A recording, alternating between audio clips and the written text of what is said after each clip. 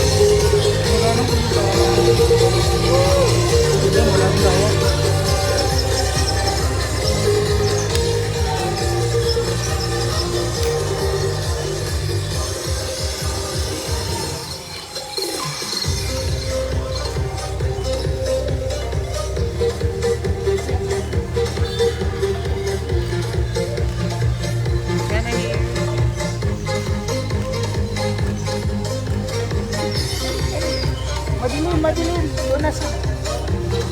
Yllana, here. Yllana.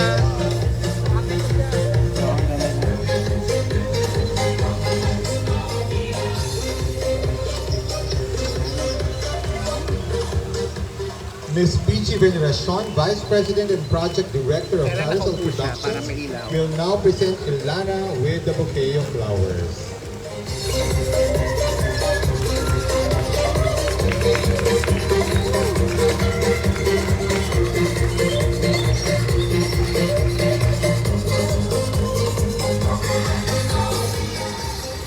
Good evening, everybody. Sa mga media, sa mga vloggers, guests, sponsors, and Carousel and friends. Welcome to Carousel Gardens, our office of the Carousel Productions Incorporated. And we are here to send off Yllana and give her a very, very good luck for the coming Miss Earth in Vietnam.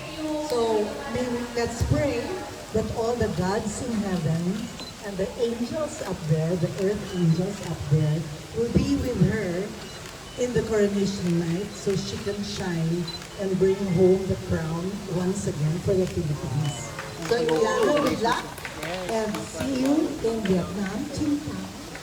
Xin chào. Xin chào. Now I'd like to introduce to you and of course the loving mentor of Yllana, a very good friend and loving worker also for Carousel. We love him so much. None other than Peter Rodgil Flores.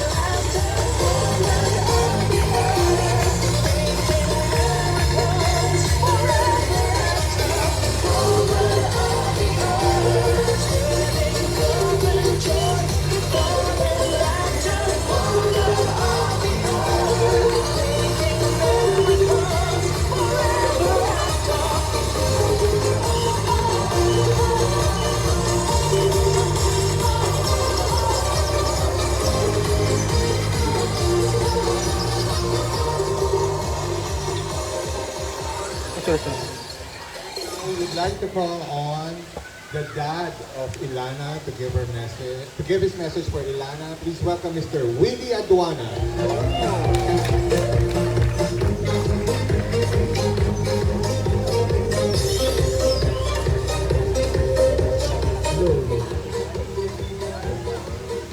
Todo niya pala yan. Good evening po sa inyo lahat, sa mga press, sa mga vloggers, sa mga kababayan ko, at sa mga fans ni Yllana, sa mga nagdarasal at mga nag-ano po sa Yllana Maria Blanca.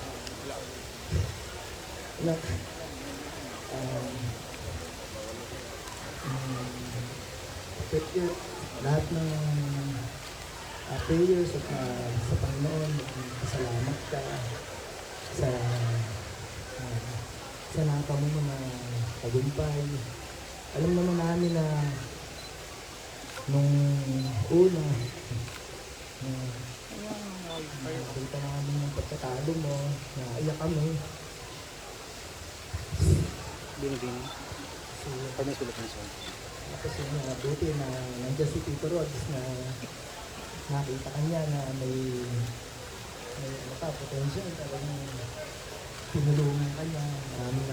Maraming salamat sa Tito Rods at sa Carousel. Bumubuo ng naging staff yung nag-makeup artist, lahat sila. Basta, Ay, kapag pinito ko rin kahit anong nakuha mo sa iyot na huwag kang magiging mataas sa lahat sa mga kailangan yung mataas. pinagpapal ka namin. Mahal ka na. Yun lang po. Maraming salamat po. May we request Yllana's other family members to join Yllana for a photo walk. Photo.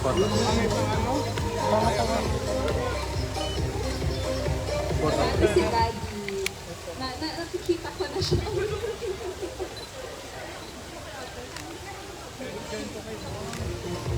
Gwapo yung kinil. Kapatid niya? Gwapo ah. Ang chinito sila no, chinito.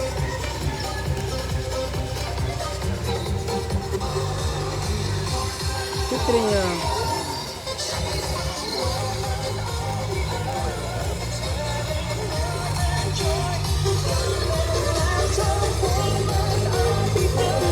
Sino sa'yo?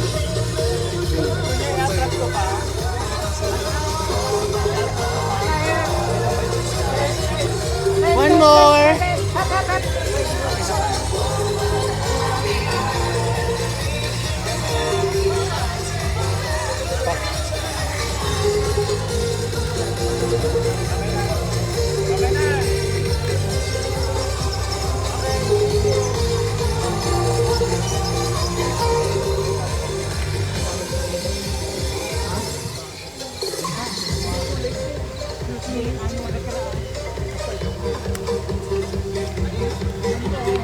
Don't forget to share this live coverage of Son of Press Con of And our now Miss we've Philippines all been waiting World, for Yllana this Marie moment. It's Aduana. time for Yllana to give her special message. Once again, Miss Philippines Year 2023, Yllana Marie Aduana.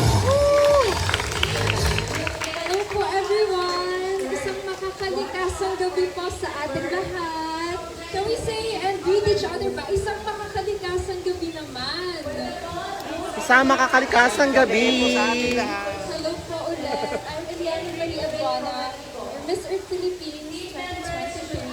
And I would just like to quickly take this moment to express my greatest gratitude to each and every one of you here here on this exact vacation that we are in now. Maraming salamat po talaga.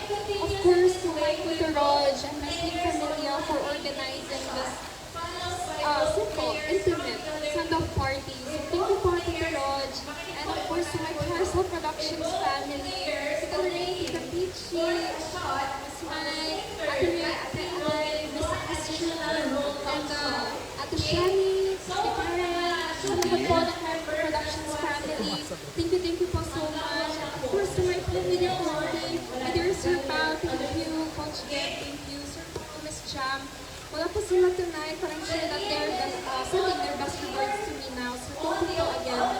And of course, to my sponsors for making this event happen too. Maraming salamat po, my Choose to Go family, BW, More Aesthetics, APG, Foxcare, everyone po, sa lahat-lahat din po, even my Global family.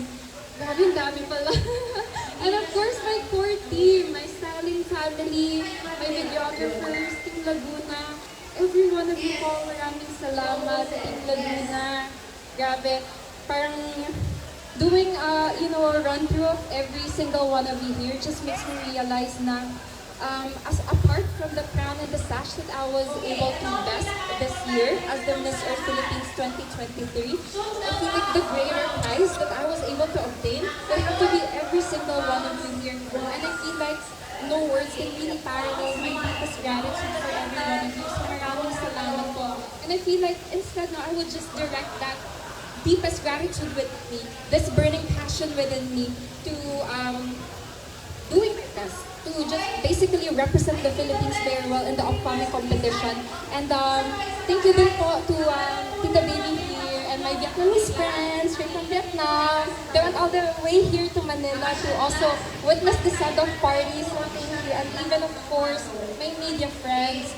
So again, come on, that's in Vietnam. So thank you po so much. And I hope not that you guys are proud with whatever that I am doing. Hello.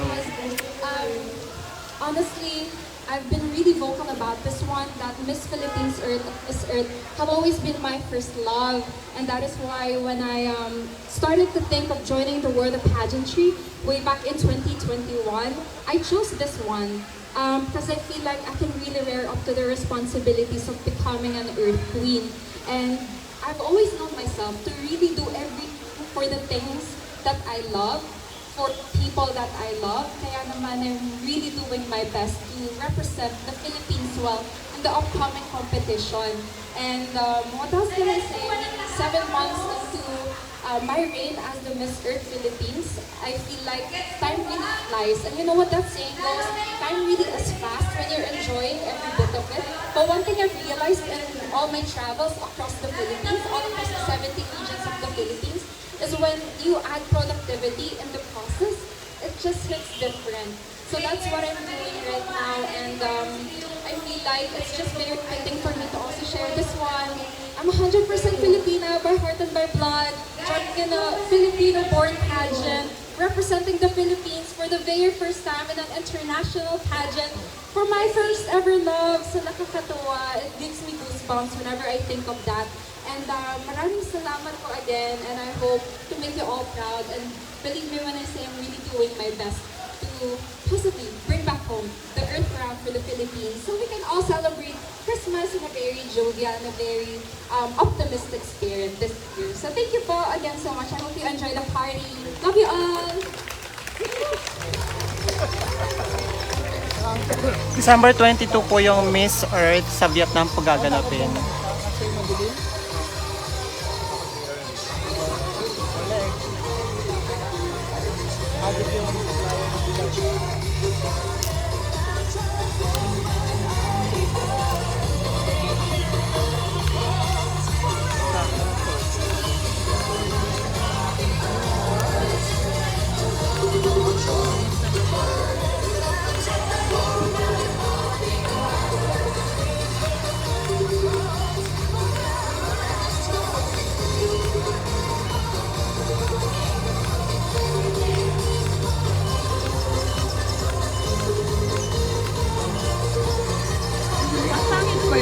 Pangit ba yung sound? And now, dear media friend, Parang basag. Yllana is not more than ready to answer your questions. Okay, putting the microphone there.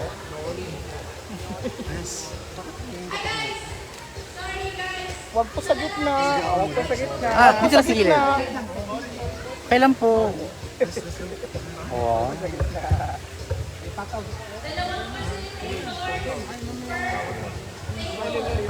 Ito na ulit. At dito, dapat dito ka dumaan. Ay, iba ba ilaw? Nice to see you all here again. It's been a while since I presented myself out there in a formal event, because I've been really focused on trainings. But it's so nice to see you all here tonight. I appreciate you coming. I know it's such a very short notice, but thank you again. I appreciate every one of you. Ilaw. At picture pa siya. Oo. Oh, pula ha. Sabi naman kasi babay ilaw ay babay ilaw. Kaya kapag ako dyan sa view. Hindi naman uulan. Ganda o. Kaya mag-flash o. Patingin. Pwede title ka dyan. Tingin kuya. Title ka. Dramatic yan. Ay, title. Ah, Ay, title ka dyan. Yung mga ganyang supplier hindi kinukuha. Hello, hello. Ayaw niyo How po are ba? you? I'm doing really well. Very excited for the competition. I know. Anyway, can you share a little of your K-brand to us? Pag nandun ka na sa Vietnam. I have to say, since I started in the world of pageantry, I've always been really strategic in every, in every pasabog that I contribute out there in the pageant scene. But definitely our game plan would be directed towards sustainability so that I can always embody the spirit and the vision of our organization. So even if we wanna, go big, we wanna still go sustainable in all ways. Okay, follow-up question. Have you talked to the previous Miss Earth title holders from the Philippines for tips and advice? Yes, definitely. Yes, I've been connecting with Ate Angela and also with Ate Claire. I've been asking them for tips and advices too. Very substantial advices that I was able to get from them. And I'm so sure that every single thing that they've shared with me will be really contributory to hopefully win the Miss Earth crown again for the Philippines this year. I really look up to them. Sa mga aspect ng training, saan ka na-concentrate? O pantay-pantay lang? Actually, ever since I was crowned Miss Earth Philippines last April 29th of this year, I never actually stopped training. But definitely, in a holistic manner, I focus on every department actually. Although I would say that even up to this point, some departments still need some recuperating, but it really keeps me grounded there. But every day now I wake up and it really makes me more committed to go to the gym, for example, and do Q&A. I do self-Q&A trainings, I do pastorela trainings, and so the training just never stops up until I win the crown. Okay. Best of luck and congratulations. Come on! Thank you! Sabihan niyo yung padating nyo para hindi tayo magulo. Eme. Kompleto lahat, dalawang shot glass. Ayun, so isang makakaligasang gabi kay Yllana at sa lahat po ng ganito ngayon sa Carousel Gardens. Yllana, parang everybody love you so much, no? Hindi lang bilang beauty queen, pero bilang tao. So how do you plan to give back or pay back that love and kindness that people have given to you? You know what? I feel like the greatest gift that I was able to have in this lifetime would really be the circle of people who have been really supportive of me every step of the way.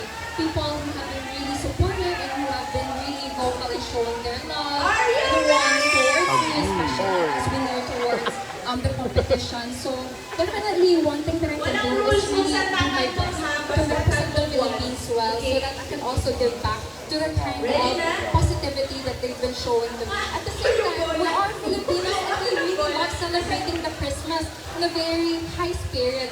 So definitely, as a Christmas gift, this is one thing that I'm going to promise. I'm just going to do my best to bring back home the Christmas.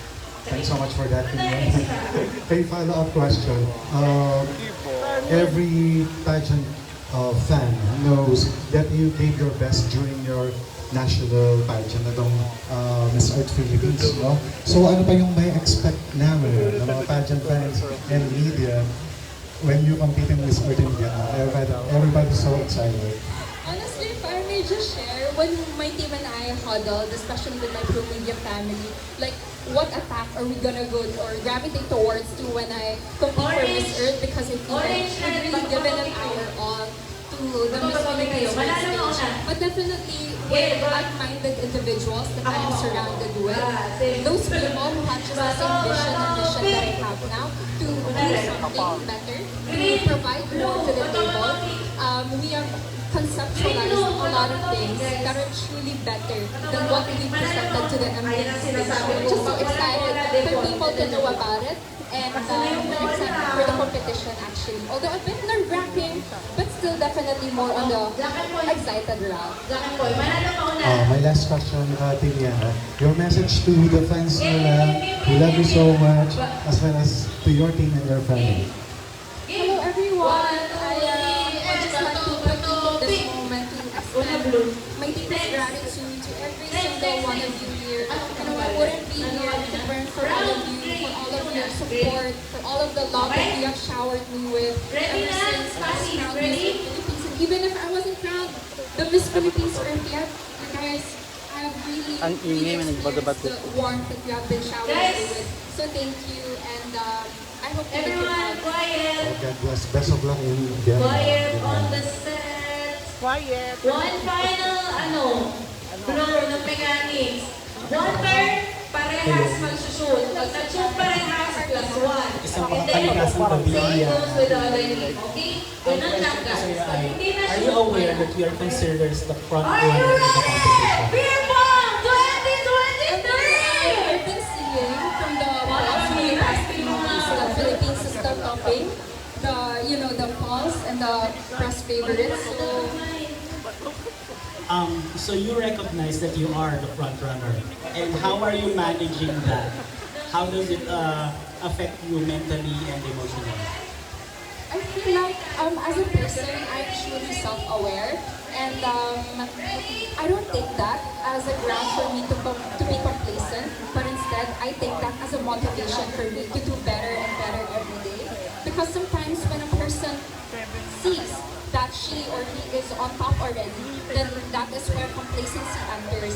But for me, mediocrity is just never in my vocabulary. So instead, that solid foundation that I am building on would have to be gravitating towards making that as an improvement of myself as we gear towards the coronation in Vietnam. Very well said, Miss Philippines. For my next question, why do you think is the Philippines doing so well in the Miss Earth pageant? We have already 4 crowns and some elemental queens and semi-finalists. Why do you think we're doing well? I think it is because, well, this is based on my experience. I've been traveling to all 17 regions of our country, the Philippines. And one thing that I've noticed is every single region in the Philippines here has a commitment towards eco-initiatives and environmental initiatives that we are promoting.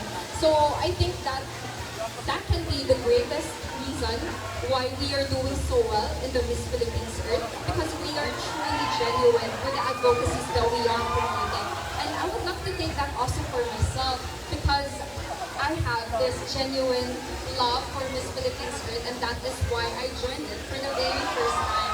And also, of course, with the core foundation supporting us, that would have to be the multitude of reasons why. Thank you very much. The best of luck to you and see you in Vietnam.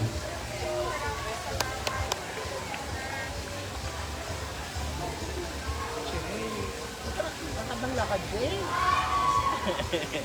Hi, we will be gunning for the 5th Miss Earth. So, I'm sure you've been asked this question many times before. So just for the record, I ask it again. Okay, you're a scientist. Your advocacy is, you have an advocacy to learn time, which is education for everyone, and also for the environment. So how do you reconcile how it's related together?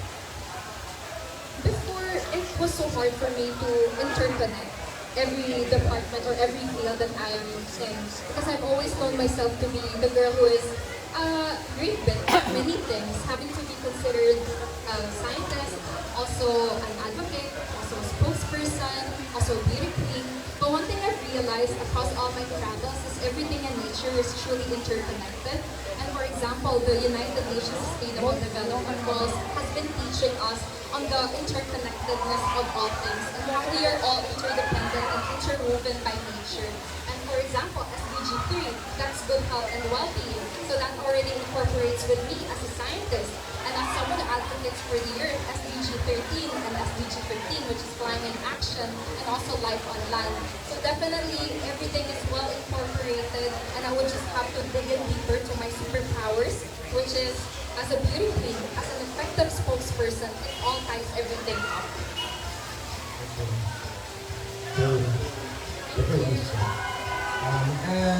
My second question is, you believe in when? I'll be leaving on November 25th to be in Vietnam by then. Next week. Have you met your co-candidates online? From online, yes. I've spoken to already have group chats also. So we've been updating there, wishing everyone luck, the best of luck, and also safety as we head towards Vietnam. So at this point, before we leave, what can you share to us, to the Miss Earth fans and the media people about your wardrobe, your matching costume, evening gown, etc.? Honestly, this is very exciting, and before I would really give a tight lip, but I feel like it's about time that I tell you all that we've been tapping several designers all across the Philippines to help me out with my fashion, with gearing towards sustainability in terms of fashion, and also so much to unearth and to reveal when I get to Vietnam. But definitely all towards makakalikasan route and something very sustainable for everyone. Thank you very much and good luck.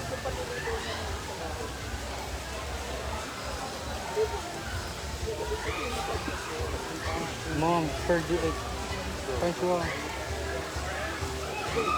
Jay. And Christian from the Crown Philippines. Again, congratulations in advance. Do you have any last minute preparations that you're working on right now for you? Yes, like what I mentioned earlier, training really doesn't stop. Up until I compete in Vietnam, I will be training non-stop. But I'll be focusing, I guess, on the fitness route at the same time with the gown runway trainings. And you know that we followed your journey since the start, and we've come to this point when you really have to showcase everything that you've learned throughout your journey. What's that one thing that you will bring along in your journey, Mr.? All across my travels in the Philippines, I've realized that, I've met a lot of people in different walks of life, and I've realized that different people require different approaches. But I was so grateful with all of those travels because I was able to discover more of our Filipino roots and the Filipino culture and traditions that I can always bring about and, speak whenever I encounter other people, especially in Vietnam. So all of those travels, all of those learnings and knowledge that I was able to obtain as my reign as the Miss Earth Philippines 2023 will truly be substantial as I go there in Vietnam. Thank you, Yllana. We wish you the crown for the Crown Philippines. Thank you, the crown. What's next po? Ito po. Yung Barbo from Barbie. ba't ito po? Wala na 80. Please. Iba ba yung Kaagad.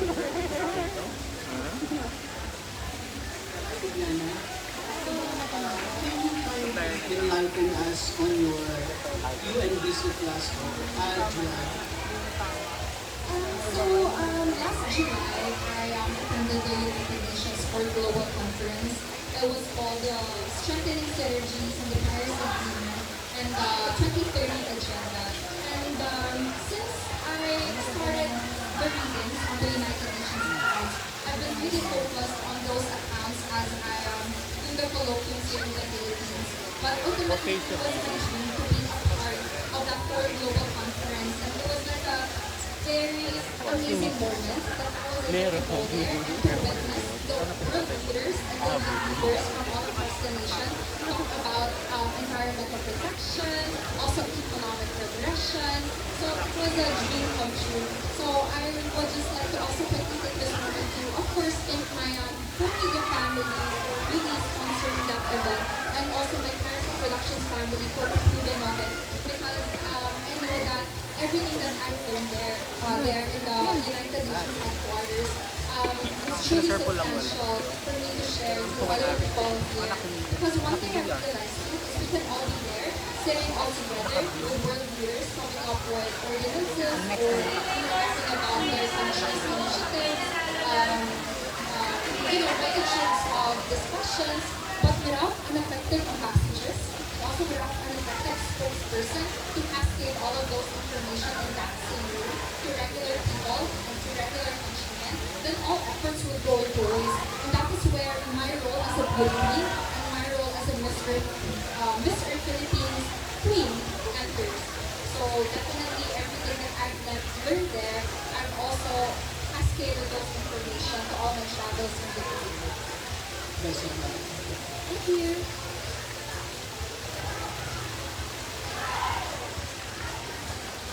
Hi, this is Jay from Advocacy. Isang magandang kakalikasang gabi sa iyo. And I would like to congratulate you in advance. Yeah. And you look so gorgeous tonight. What are you wearing? I'm wearing from Isabella. He's a designer from Isabella. Anyway, aside from being a scientist, what makes you different as a candidate of Miss Earth 2022? I think it all boils down to my commitment to not only win the crown, but all throughout the journey, and also being able to take up the platform to use my voice to really speak out about the environmental issues and also the essential matters that really have to be brought about on every single table that we sit in. But I think it is also about not only utilizing the platform that was gifted to us, but doing my best to really elevate it even more. Because the Miss Earth, also the Miss Philippines Earth, deserve so much more, deserve so much more recognition, and I'm so willing to offer myself out there to help out, contribute to the improvement of everything here in my Carousel Productions family. Because I am in love. I'm in love with the family. I am in love with the organization. I'm in love with everyone working here. And it's just fitting for me to say I'm all in and helping out. Wow, congratulations. And another follow-up question.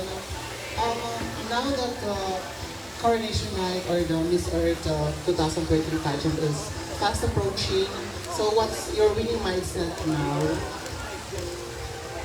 I would have to say, as this may sound, just enjoy the process. Because for the 7 months that I was crowned Miss Earth, I've been doing everything. I've been rearing up to the trainings. I've been doing my very best to present the best version of myself to here in front of all of you. So I would just like to end the moment and make the most out of it. Because like, time is really the currency that when you are able to spend it already, it's never gonna be taken back. So just enjoy it and make the most out of it. One last question. This is traditional for those who are competing internationally. So some of them bringing some pasalubong to their co-candidates. Meron ka bang inihanda na pasalubong to your co-candidates? Yes, actually, I'm a giver. Definitely. I love gifting other people. Whenever I go to an event, I don't want to come in empty-handed. So I've definitely prepared a lot of things, sustainable things to my eco-sisters and also my TNA, every one of them. Because I just want for them to also experience Philippines just with the things that I'm going to be gifting them. Thank you so much, and that's all.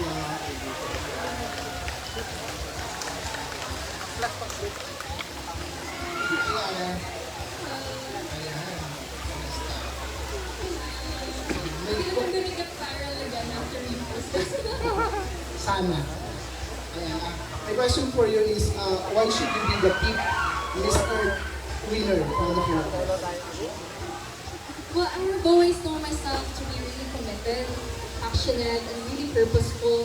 I always want to be able to contribute and change, to really achieve a goal, and most importantly, to be of service to the people and the planet.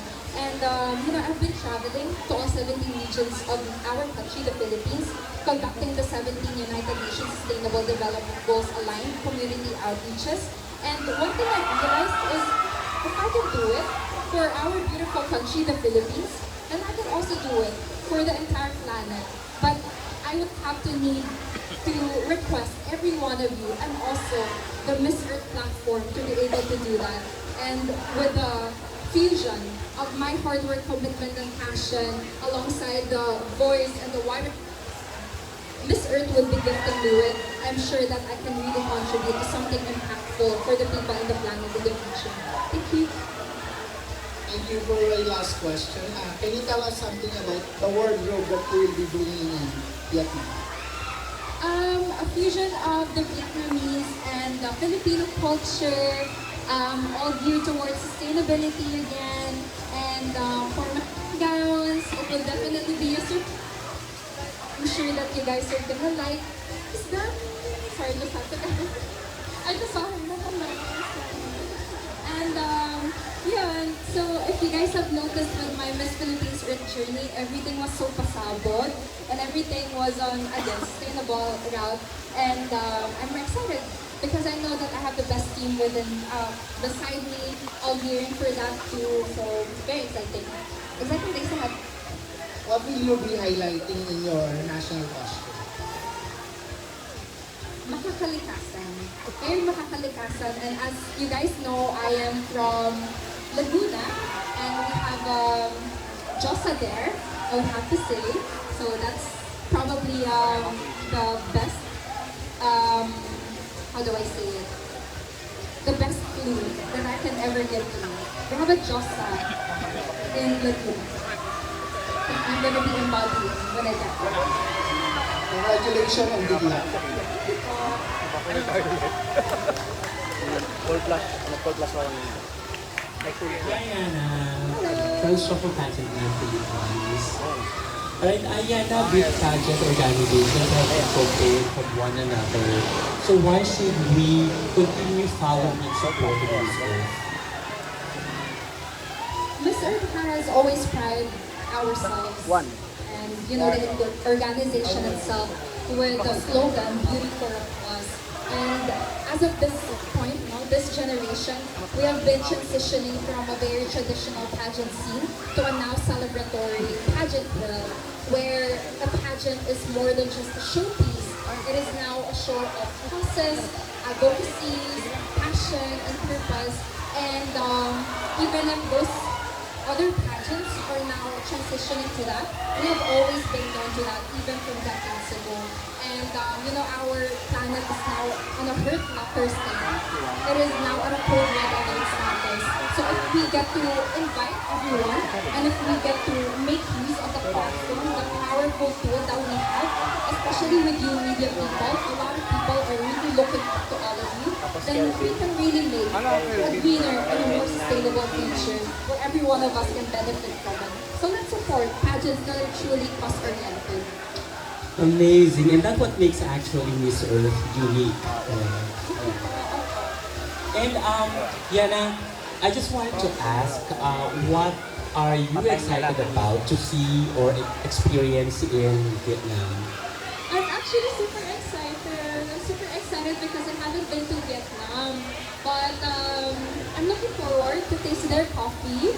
Actually have my Vietnamese friends here, James and Ruby, here from Vietnam. And they taught me also a lot of great things about Vietnam. But most importantly, I've been researching about the Vietnamese culture and how we have so many similarities with the Filipino culture and tradition in terms of agriculture, in terms of their indigenous groups, and here in the Philippines we have so many ethnic groups too, and their generation-old culture of hospitality, and family-oriented. So much similarities between the Filipinos and the Vietnamese. And I can only imagine now that when I get there, or when I start my foot there, I am going to feel at peace and also feel at home there. I'm excited.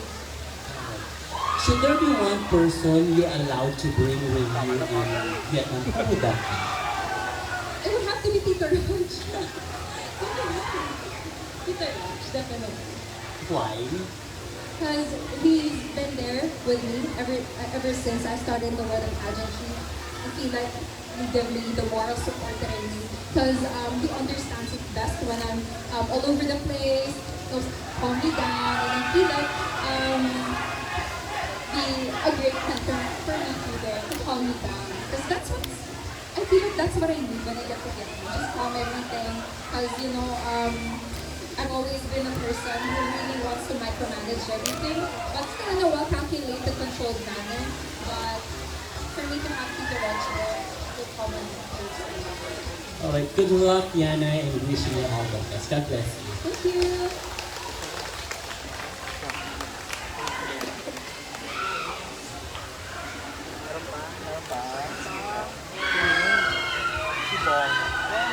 Bongka.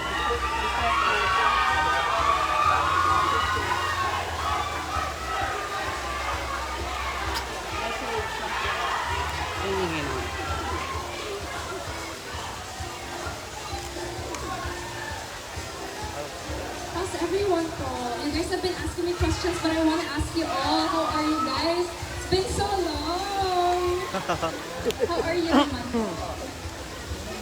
Sige, Bert. Okay naman yan. Okay naman yan. We're okay, Yana. Okay naman. Super happy ko po kasi I'm able to see you again here tonight. Although very short notice, you guys are able to make it. So, the deepest gratitude. Salamat. You guys have been posting about me too. You've been really active in posting it social media platforms. Okay, thank you very much for being here to show your support for Yllana. We are all very confident that Yllana will give her best to bring back the Miss Earth crown. Let us pray for Yllana's victory.